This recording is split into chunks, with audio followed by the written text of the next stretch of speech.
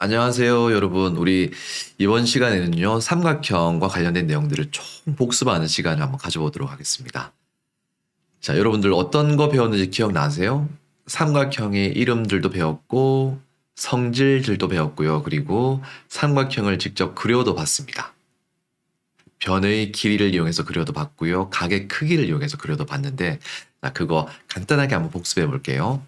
먼저 삼각형을 분류할 때 두 가지 기준으로 분류했어요. 첫 번째 분류 기준은 변의 뭐였어요? 변의 길이였습니다. 그리고 두 번째 분류 기준은 뭐예요? 이게? 네, 이게 뭔가요? 각의 크기였습니다. 그래서 각각의 이름들을 한번 살펴보고 성질들을 한번 확인해 보겠습니다. 두 변의 길이가 같은 삼각형, 그리고 그다음 뭘까요? 네, 세 변의 길이가 같은 삼각형이 있었고요. 그리고 마지막으로 세 변의 길이가 모두 다른 삼각형이 있었습니다. 두 변의 길이가 같은 삼각형은 우리가 약속하기를 이등변 삼각형이라 약속했고요. 세 변의 길이가 모두 같은 삼각형을 우리가 정삼각형이라고 약속했습니다. 자, 그러면 각각의 삼각형에 성질들이 있었죠. 첫 번째로 이등변 삼각형의 성질은 뭐였나요? 기억나세요? 길이가 같은 두 변에 있는 두 각의 크기는 같았어요.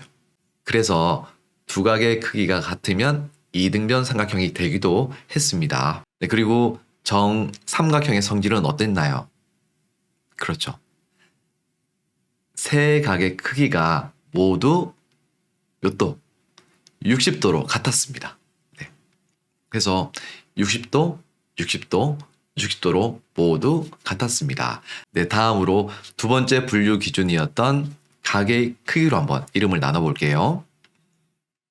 먼저 세 각이 모두 예각인 삼각형이 있었고요. 한 각이 직각인 삼각형도 있었고요. 마지막으로 한 각이 둔각인 삼각형이 있었습니다. 자, 그러면 각각의 이름들은 어땠는지 기억나세요? 네, 세 각이 모두 예각인 삼각형은 그렇죠.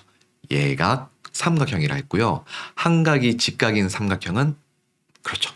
직각 삼각형. 한 각이 둔각인 삼각형은 우리가 둔각 삼각형이라고 약속했습니다. 우리 이렇게 가지고 삼각형의 이름과 성질을 확인했고요. 다음으로 삼각형을 그리는 방법을 확인해 보겠습니다. 네, 우리 이등변 삼각형과 정삼각형을 각각 두 가지 방법으로 그렸거든요. 첫 번째 방법은 변의 길이를 이용해서 그렸고요. 두 번째 방법은 각의 크기를 이용해서 그렸습니다. 뭔가 이등변 삼각형과 정삼각형 그리는 방법이 뭔가 비슷하면서 약간씩 좀 달랐거든요.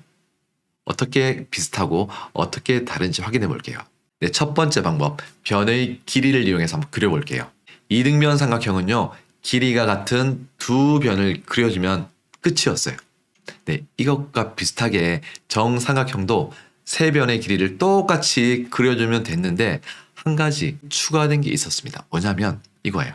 60도인 한각을 반드시 그려줘야 됐습니다. 여기 보면 자, 첫 번째 먼저 4cm인 한 변을 그려주세요. 그리고 두 번째에 60도인 한각을 그려주는 거였어요. 그리고 세 번째로 똑같이 이것과 똑같은 길이의 변을 그려주고 마지막으로 연결시켜주면 우리가 정삼각형을 완성할 수가 있었습니다.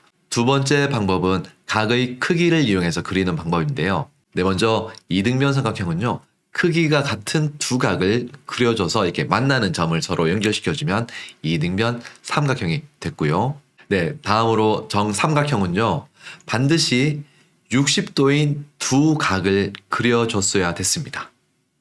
이등변 삼각형은 두 각의 크기만 같으면 됐거든요. 30도, 30도, 40도, 40도, 70도, 70도처럼 두 각의 크기만 같으면 됐지만 정삼각형을 그릴 때는 반드시 60도인 두 각을 그려서 만나는 점끼리 연결하면 우리 정삼각형을 그릴 수가 있었습니다. 이렇게 가지고 우리 정삼각형의 이름, 성질, 그리고 그리는 방법까지 확인해 봤습니다. 혹시 설명을 듣다가 이해가 안 되거나 헷갈리는 부분이 있으면 댓글 남겨주세요. 제가 댓글을 읽어보고 거기에 맞는 설명을 다시 남겨드리도록 하겠습니다. 이것으로 오늘 수업 마치고요. 우리 다음 시간에도 건강하고 밝은 모습으로 만났으면 좋겠습니다. 우리 다음 시간에 만나겠습니다.